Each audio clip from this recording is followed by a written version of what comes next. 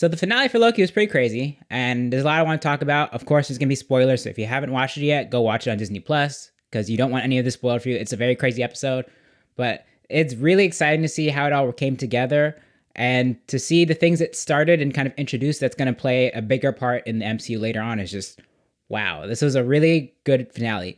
And without getting to spoilers, real quick, generally speaking, I think this is the finale I kind of wanted out of WandaVision. What I liked about this finale is that it was so toned down. It wasn't really focused on the action. It was focused more on the discussions these characters were having, the kind of conflicts they're having between each other. That's the stuff that I really enjoyed, and I think that's what made me really appreciate this one more. And then again, it set up so many crazy things for the future of the MCU. So now, if you have not watched this episode yet, this is where you click away, go watch it, and then come back. Because again, no spoilers. You don't want spoilers. All right. So the big thing about this episode is we finally get to see who is behind the TVA, the Sacred Timeline, all of it.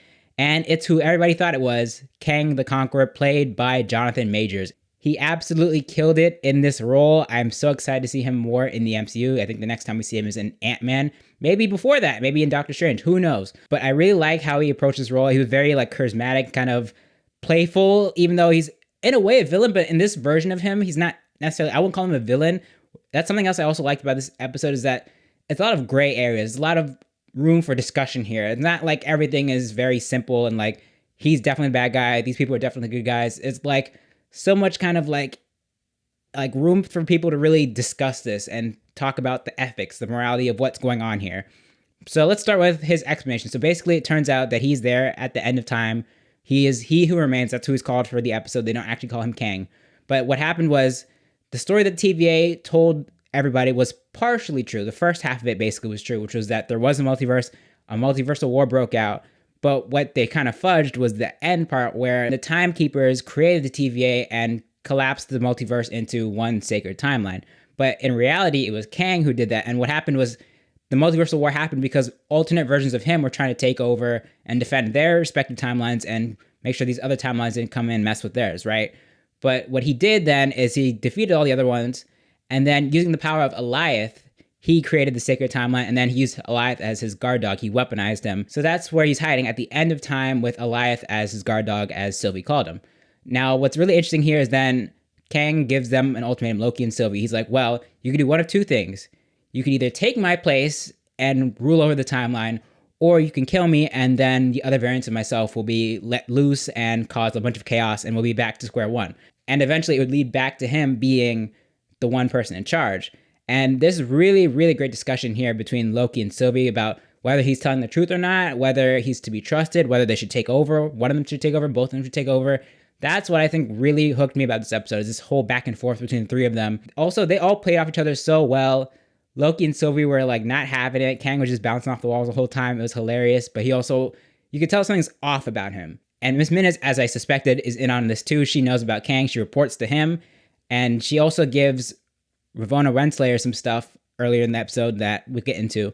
But I think this was a really cool discussion. And I honestly couldn't say for sure if this version of Kang was a bad guy. And I say this version because he gets killed, spoiler alert, by the end of this episode. But I think this one is kind of conflicted. Like, you can tell he feels burdened by this idea that he has to be the one to keep the timeline in order, and that when he's gone, something worse might come, right? From the perspective of Loki and Sylvie and other variants, he does seem like the bad guy because he's controlling their lives. He pulled them away from their lives. He doesn't allow people to have free will. But then from his perspective, he's doing it for the greater good in a way, or at least that's what he thinks, right? Because he's preventing these other versions of himself from really causing chaos and causing craziness everywhere. So it's like, it's kind of hard to really say who's truly good, who's truly bad, who can be trusted. Like, that's what I really like about this episode. There's a discussion here. And like, I don't think you can definitively say that he was a bad guy, because when he explains why he did the things he did, it's like, it sort of makes sense. It's still kind of wrong, but it's also like looking at the grand scheme of things, because that's how he looks at it. Like, he looks at time as a whole because he knows everything that's going to happen up to a certain point, actually. But for him, he sees everything in a really big picture. So some of the stuff that they might think is a big deal, like for example, Thanos snapping his fingers is like a little blip on his radar. Like that's nothing compared to him. Like, he's just aware of everything at once. And so he's seeing this bigger picture, which makes me think like, okay, maybe there is more to it than he's letting on. So in a way, I sort of believed him when he said that if he died, something worse would happen, because we'll see at the end of this episode. But I feel like when you think about everything that happened up to this point, if he wasn't in charge, then maybe it could have been worse. Because again, there's one timeline, there's like some kind of control. Like they have the TVA, the bureaucratic entity that's kind of keeping an eye on everything. And I guess things could have been worse. Because if he was wrong, then the multiverse chaos would have happened anyway, right? I don't know. That's the thing. This makes you think a lot. This is an episode that makes you think, and I really enjoyed that. Loki and Sylvie have this fight because Sylvie obviously just wants to kill this guy. She wants to get it over with because this is what she's been waiting for her whole life, ever since she got ripped out of the timeline. But Loki, on the other hand, is like, what if he is right? Maybe we are preventing something worse from happening by letting him live or taking over for him. But Sylvie's not having it. They do have a sweet moment, though, where they finally kiss. I know some people thought it was weird that these two had a thing because they're technically the same person, but I didn't mind it. I thought this was a really sweet moment. But then as soon as they kiss, she throws him into a portal, and then he's back at the TVA, and she, of course, kills Kang right there. And he's like, you sure you want to do this? And she's like, yes. And then bam, it's over. So he's dead. This version of him is dead. And when Loki gets back to TVA, things are not as they were before.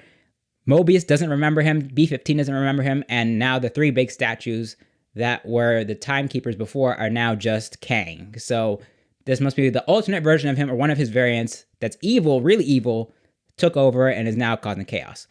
So now, going back a little bit, we have also some of the wrap up for the TVA. So Mobius goes back, tells everybody everything, then confronts Ravonna, and they have this really good back and forth where Ravonna feels like she was betrayed by Mobius because they were friends for so much longer and he didn't trust her or whatever. But at the same time, he's like, well, we're all ripped out of timeline.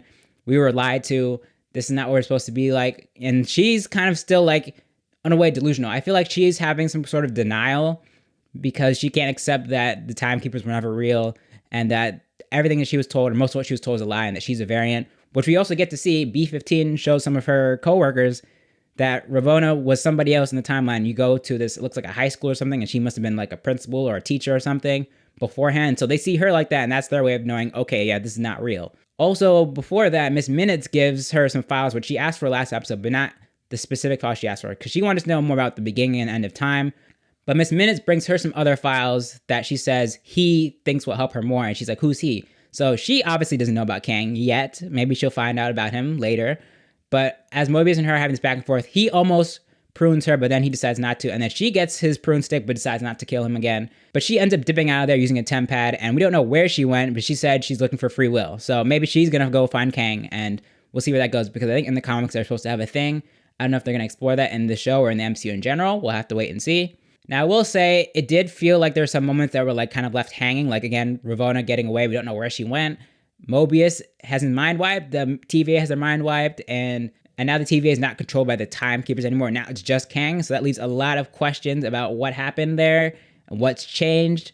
And then Sylvie is still back at the end of time with the dead body of Kang. We don't know what's going to happen with her. Is she going to take over or what?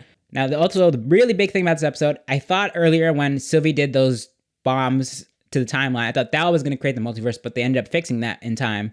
But this is the true beginning of the multiverse of madness, because as Kang was talking to Loki and Sylvie, the branches were already happening because it was getting past the point of time where he knew things were going to happen. Like he said, like, I knew it was going to happen until about a few seconds ago. And then now everything started to branch off the sacred timeline.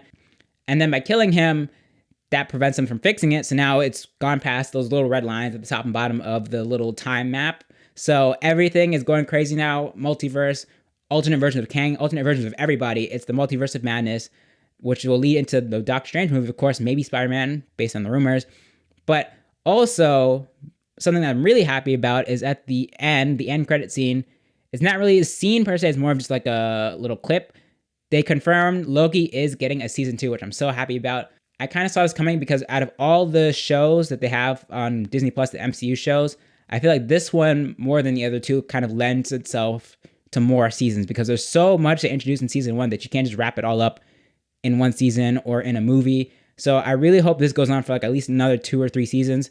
Now, what I don't know is if season 1 leads directly into Doctor Strange or if there's going to be something else in between, like a season 2 and then Doctor Strange. I don't know how much of it's going to connect. But I do think they left a lot of threads hanging, which at first I'm like, oh, that kind of sucks if this is the only season we're getting. But since we're getting season 2, I feel a lot better about it because now I think they're actually going to explore so many more things with this version of the MCU, with this side of the MCU. So I am really, really excited for that. I would say so far, this is probably my favorite of the MCU Marvel shows. I think it might even be the best because WandaVision, I think, got off to a really strong start, but the ending was not that great. And then Falcon and Winter Soldier was kind of rocky. Like the middle section was really good, but the beginning and the end are also kind of eh.